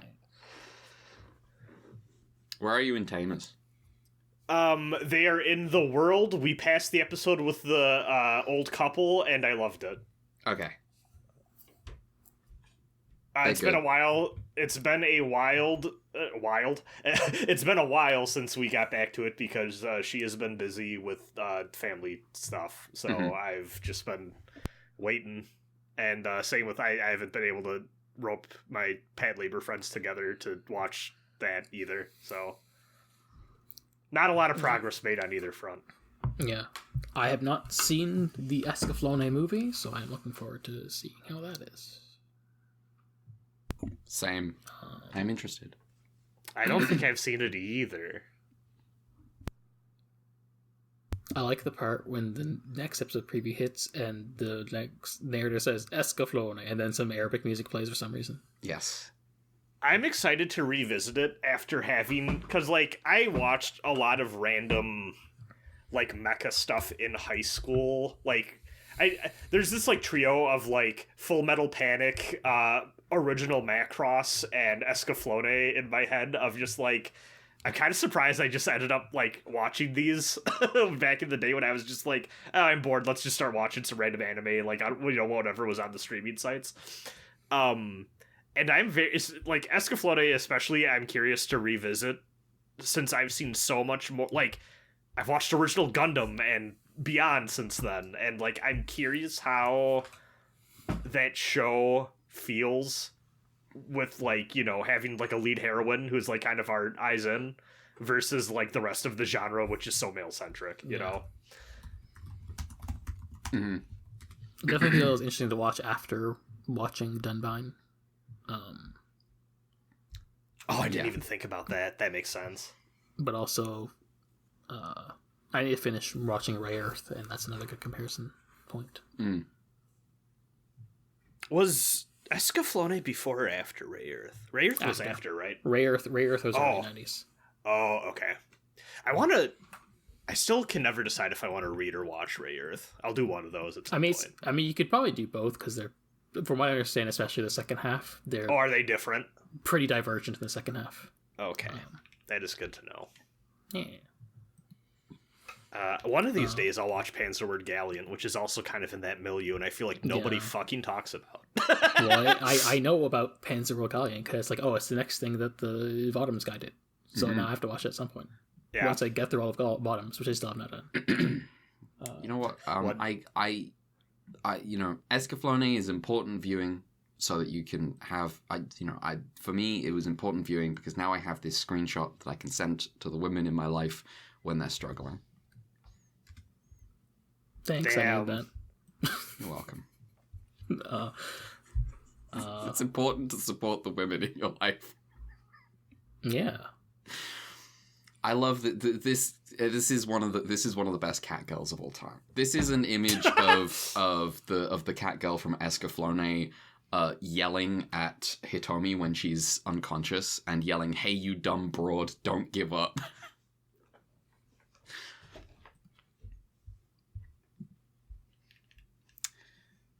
And of course, there's Dylan Doe as well.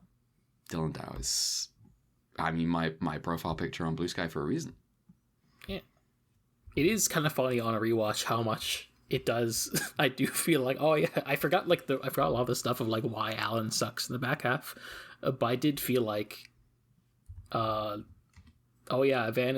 is just more likable on this rewatch. Yeah, Well, I was definitely like, watching people reapproaching Escaflowne and being like, wow, Alan stock's down, Van stock's rising, and me having watched Escaflowne for the first time recently being like, that's true. That is true. I definitely watched, when I first time watched it, definitely it was Alan stock's higher, but this time I rewatched, I was like, oh yeah, not bad. I love the cool king. He's just chill. He's like not chill as part of like the plot, but he's Yeah. he's got good stuff going on.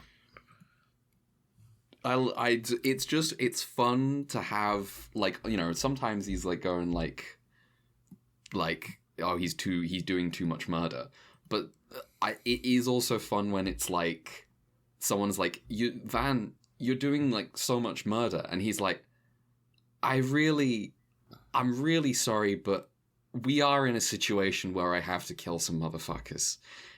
I get that it sucks, but I do have to do that. That is like literally my job. It's fun. Yeah.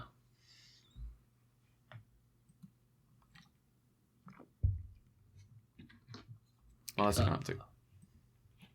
Not much. I just gaming some games that are taking a while to finish. Mhm. I think I did make the executive decision this weekend that I'm like, actually, I think I'm going to write off Final Fantasy 6. I don't think I can go Lol. back to that Forever? save file. I mean, I'm probably going to go back and start a new save file a little bit down the road, but I just don't think I'm going to go back to that one. I'm gonna like DCU like flash break into your life for a second because this is me with Xenogears and you can't do this to yourself. Oh, I know. I know someone in a Discord. Oh, that Mel is also in. Sorry, where someone has watched 9 episodes of Madoka Magica and stopped for years and still hasn't watched the rest of Madoka Magica, which is fucking crazy. Because episode 10 is episode 10 of Madoka Magica. Yeah. Anyway. Yeah. But yeah, other than that, I beat Gunstar Heroes this past week. That's pretty cool. Nice. On the Sega Genesis. I don't even know if there's much to talk about that game, other than it's a cool shooting game that you run and you can throw people in it, and it's fun. Yeah. There's 7 Force, and that's one of the coolest bosses ever. 7. I'm looking up 7 Force. Shout out to Treasure. Yeah. Shout out to Treasure. All right. They made such greats, such as Geist Crusher on the 3DS.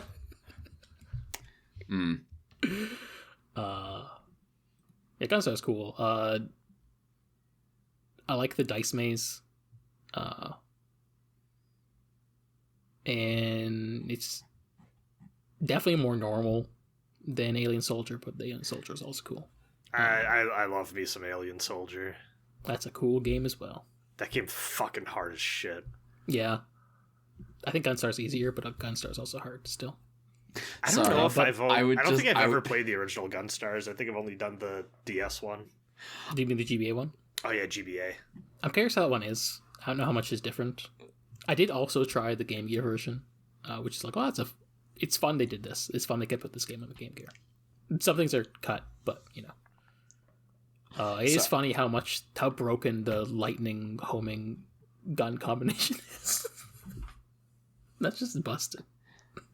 I was pulling up a list of Treasure games, just you know, I know because like I know like Radiant Silvergun and Ikaruga and stuff, but like Yeah. I was just pulling up a list. 2007 for the Nintendo DS, Bleach Dark Souls. Yeah. Yep. That's Yep. the classic. Yeah. Funniest name choice of all time. I've never seen retroactively. this in my fucking life. No one's ever told me funny about game. this funny game. Yeah, I think it's like I have to assume it plays a lot like their Yu Yu Hakusho fighting game. Hmm. I don't know. That's my guess, though. I haven't played it. That either, would make so- sense. I have to put Bleach Dark Souls on my DS. I do appreciate that era where every DS game had to have a DS subtitle. Yeah. Good time. Yes. Dawn of Sorrow. What's the Dawn of Resident Sorrow. Evil one? Deadly Silence. Oh hell yeah! Yeah. It's so good. Or like how in the N64 everyone was called 64. Death Stranding. Yep. This is a stolen joke. This is a joke stolen from Blue Sky user Thaliarchus.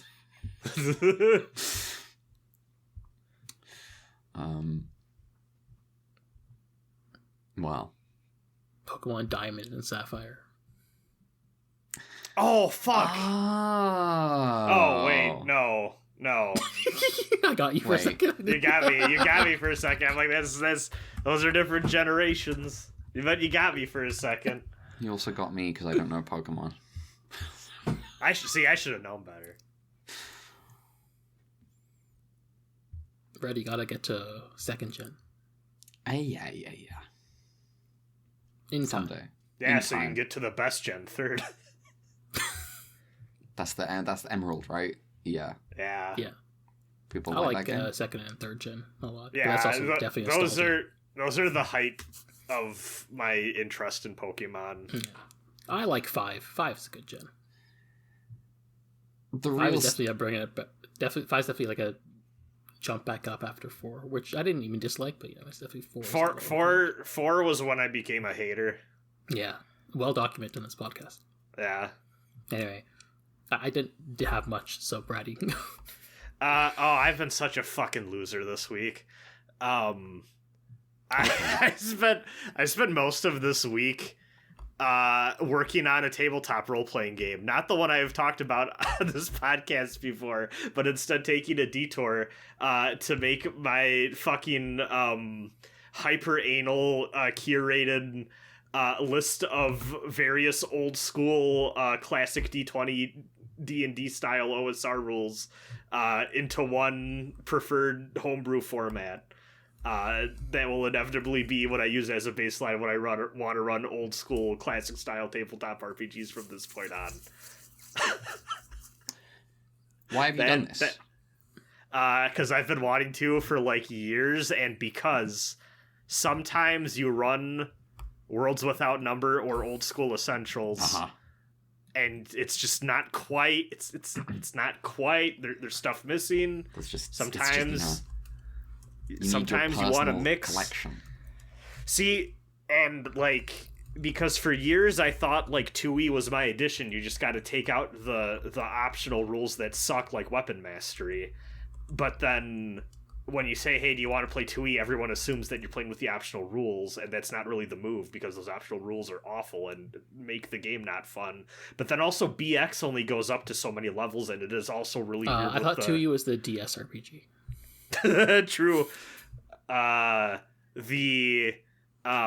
you have the basic edition rules, which goes up from BX to BECME to the Rules Cyclopedia, which we have discussed on this podcast before.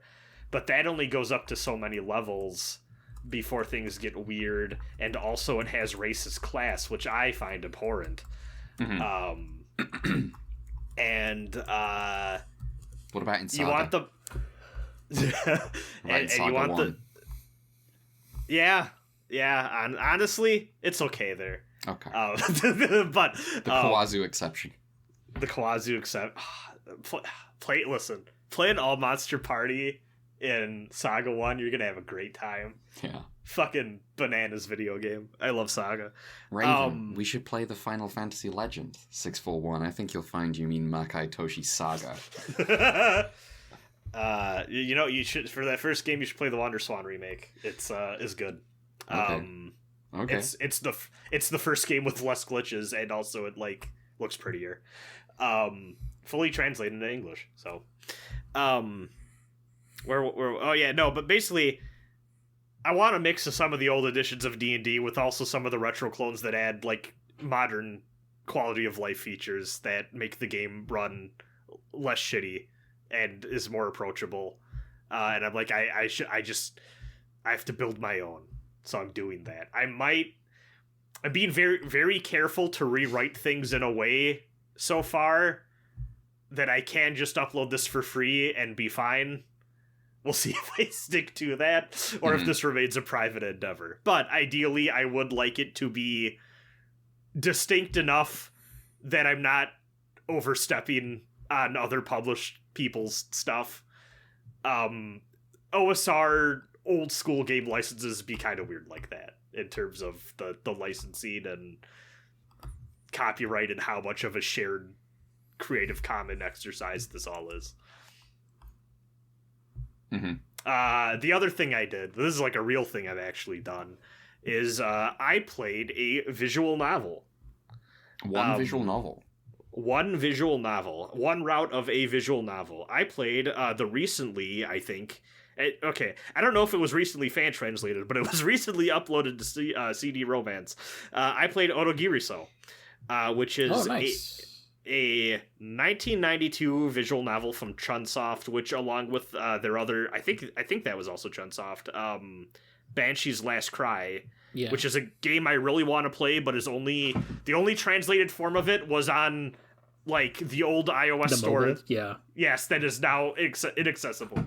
I don't know if someone has done like a home port thing of that to like PC or anything that I could download. I'll have to look into it. But both of these are very like early pioneering, like sound novel, It's like this is the first quote unquote sound novel, which is a thing that Chunsoft invented, and like the invention of the visual novel is downstream of that. Yeah. Partly because sound novel was a copyrighted term, and then Studio Leaf was like, well, what if we make something like a sound novel, but we put visuals of the character on screen too? Then it could be like some kind of visual novel. And then some guy named Nasu was like, I like this style of game, so I'm gonna make that for Tsukimi. Yeah, so this game is pretty neat. It is so like it's basically just like your typical like VN style adventure. You're reading, and sometimes you pick one of 3 dialogue choices. The premise of this game is that you are a young couple. You're playing as the man with your girlfriend Nami, and you're driving somewhere, and it's night, it's dark, the weather gets bad, it storms, you crash your car, and you wind up having to take shelter from the elements in a creepy as fuck mansion that seems abandoned. But there's a lot of spooky stuff going on inside, and maybe you're not alone, and it's like a horror thing.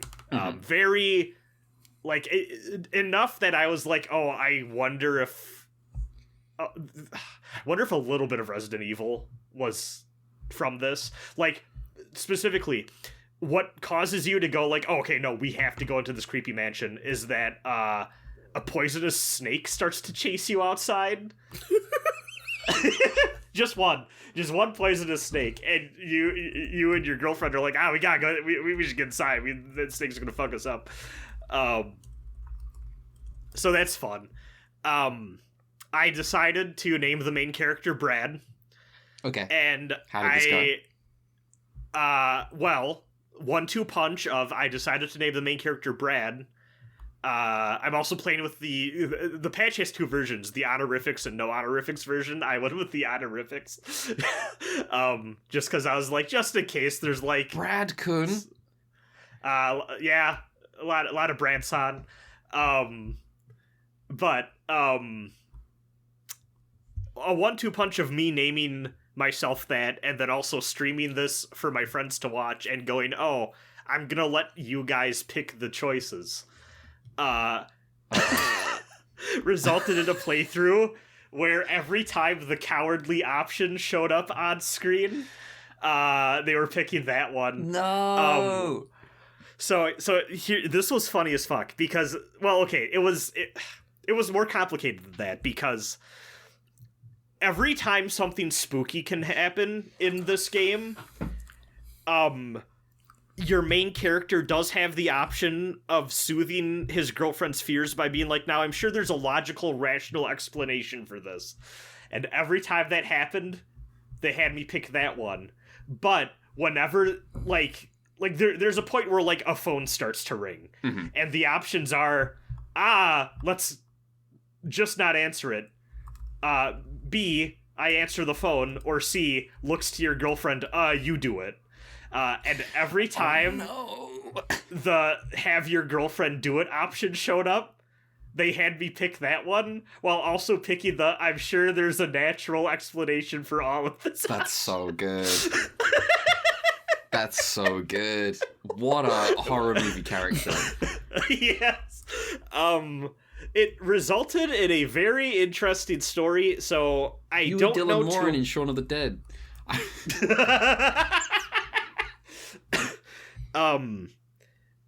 I don't know exactly how many branching paths there are in the story or, like, bad ends. I did get to an ending without game overing the first time. That being said, I don't know if this game even has game over or failure states. It might just, like, be a thing where you go all the way to the end each time. I do know it has multiple endings. I also know that there are certain choices and branches of the story you can only do after you've beaten the game at least once. So I'm curious to go back and try that out. But my first playthrough, and this is only, like, I say playthrough, it's only a few hours long. Like, I think this maybe took me max 2 to 3 hours.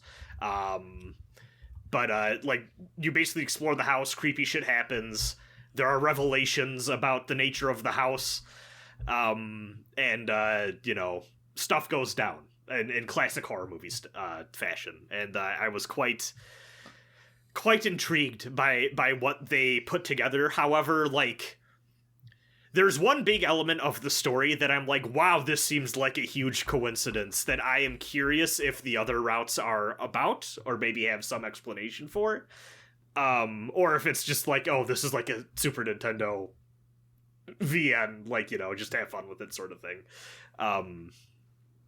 So yeah, cool game though.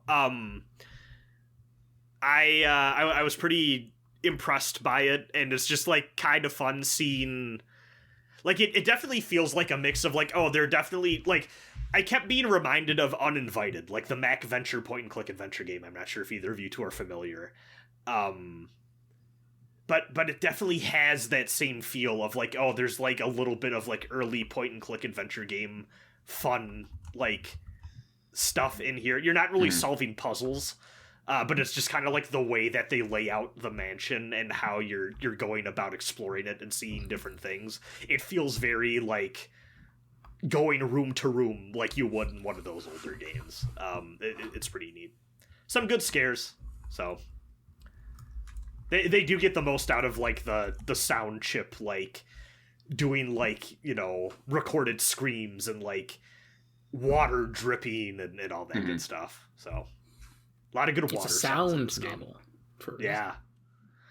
So I'll probably Which report back if novel? It did. Let me tell you, it was pretty novel. I'll probably go back and play more of it. I hope it is a translation of that Super Famicom version of Banshee's Cry. If not, there should be. I think it'd be cool. That one I want to play because I like the vibe of it. Like, I think you're snowed in at like a creepy cabin. Yeah. And it I think the official translation, cool. They changed the location from Japan to British Columbia, which is really funny to me. Yes, I have heard that. That, honestly, funny as fuck choice. I also heard that game is like directly inspired off an Operation Mystery episode, so that's also cool.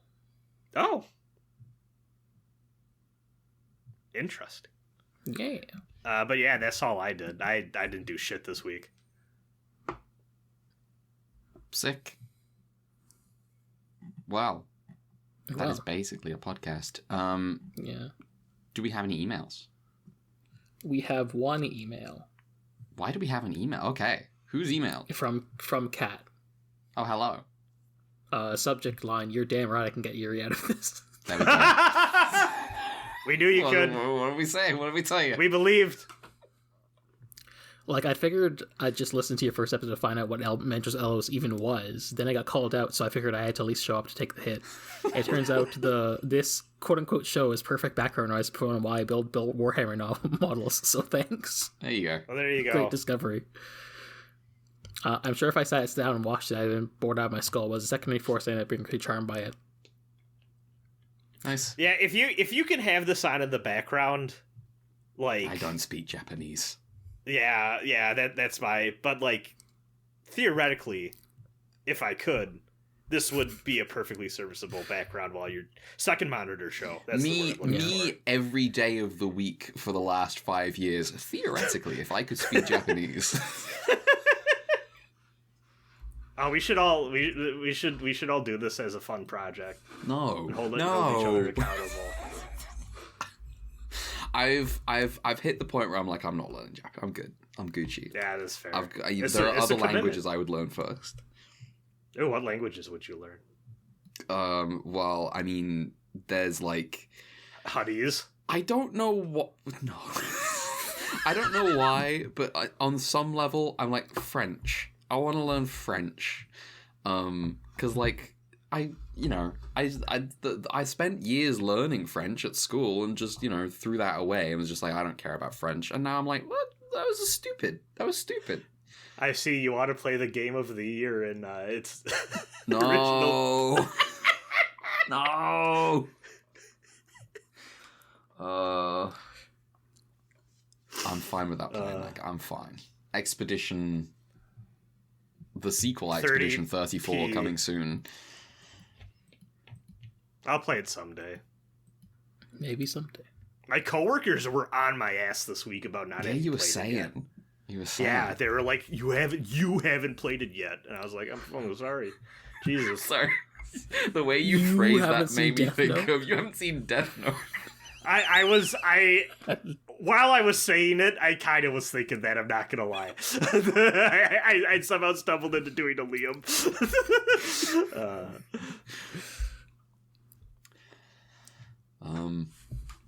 Well, I'm still reading an email. yeah. Though I do have a soft spot for zero budget space adventure TV. Every time they waved that little spaceship model around or saw some miniature buildings or a new planet with a different colored light on the soundstage, I was clapping and cheering. Yeah. Can we talk about how they just kind of gave up with the sets in this batch, and it's just like, that's just the green screen. That is just the green screen for the sky. Some of the lasers are just flashlights being shined on a film frame. The final battle is a suit actor pretending to wrestle a floppy puppet. Now that's sci-fi to me. I was sad. This is a puppet, but it's not a Brad puppet. You know? Oh, I see. Is puppet, is sci-fi, is not Brad. It looks too ferocious to be a Brad puppet, is the thing. I wouldn't use the word ferocious.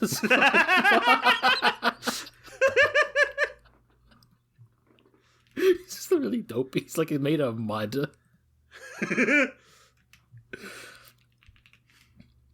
I guess it's such a nothing, so I can't be seriously annoyed at the sexism, so I will simply enjoy that Harrican spends half her time on screen getting tied up and whipped by an evil lady who calls her Ojo-san. This is what I'm saying. This is what I was saying. This does have the most, like, BDSM material of any of the shows we watched so far. Yeah. And we even had that one episode what about the where shot of, Hideki has like a mask on. What about the episode where what's his face is whipping with Dan's whipping Gen? Well, that's also true. Well, he's not. Was he chained up. tied? He's Was not he? I was chained about up. to say, there's no chained up. chains. Important Only parenthetical. villains chain people up before they whip them. Important parenthetical. Let the record show I do actually read gay stuff. I also enjoy digging for scraps on the ground. I knew this. Sometimes digging for scraps is fun. Yeah. If I didn't know this about Kat, I would not be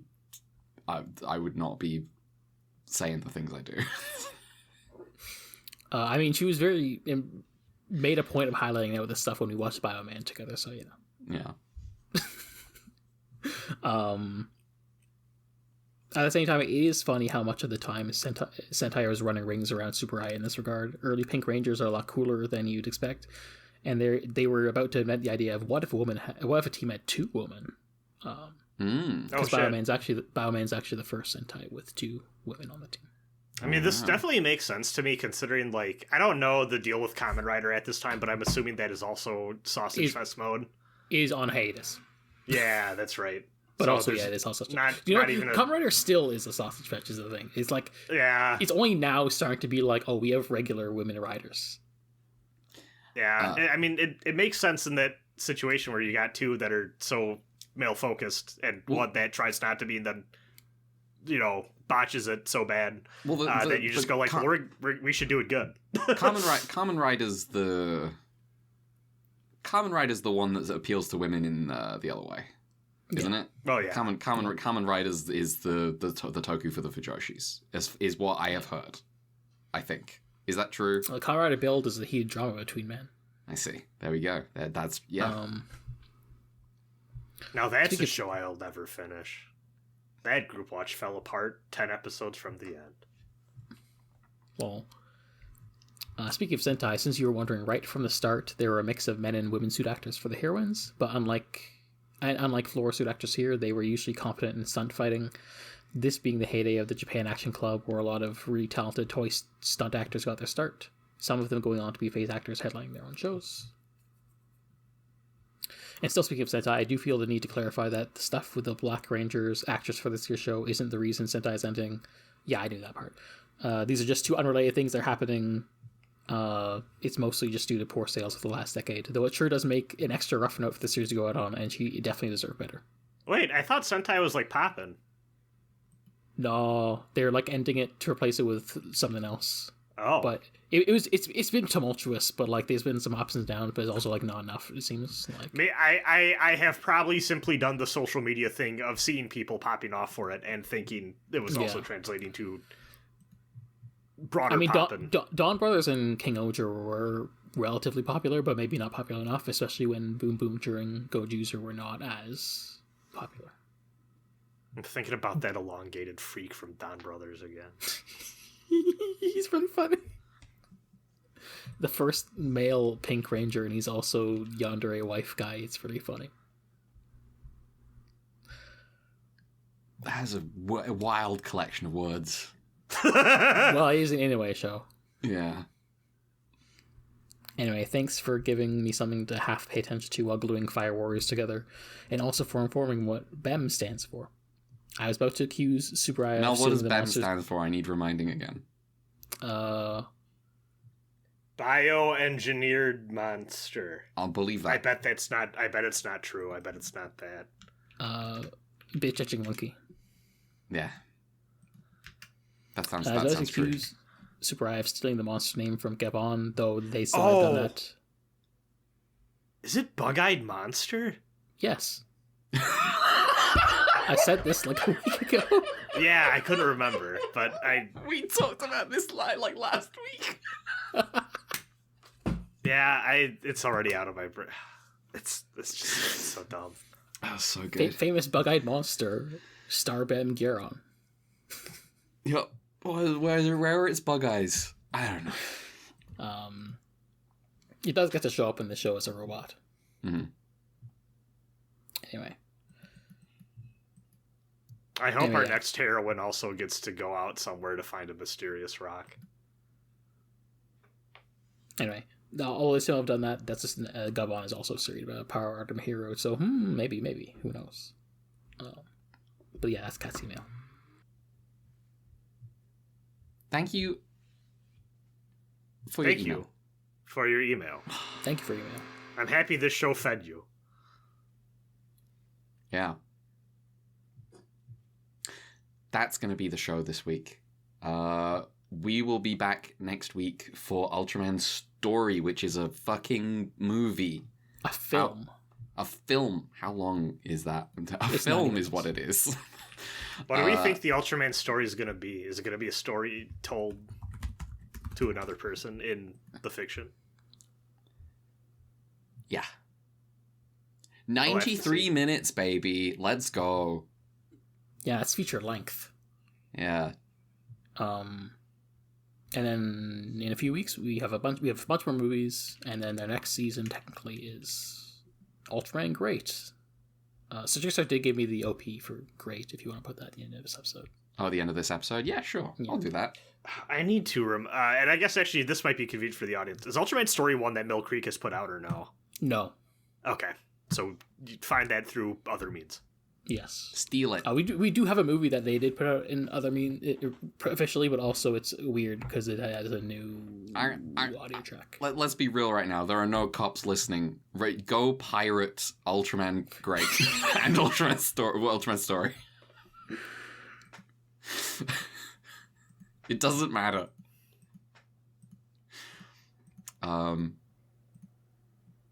Well, that is a podcast. You can find us online at Ultra QUEUE on Blue Sky. We're also on Twitter at Ultra_QUEUE. I'm on Blue Sky. My name is Red November. Mel, your plugs. You can send an email to ultraqpod@gmail.com. You can also find us at... why I say that? The Ultra Fund is where you can give money for subtitling stuff. Brad. Hey, you can find me at B Invoke. That's BEINVOKED on Blue Sky and YouTube and stuff. Nice. Well, we will. Andro Melos is over. There will be no more watching of Andro Melos. Yeah, fuck that guy. Fuck that guy.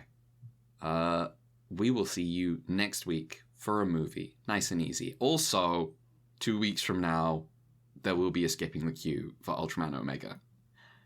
I need to watch those episodes. Same. Here's the thing. Obviously, it's a batch of 5, so I can't say for sure. But those first 2 episodes, dare I say the best Omega episodes. Ooh. Dare I say good episodes. Dare I say. Dare I say. Goodbye. Goodbye. Later.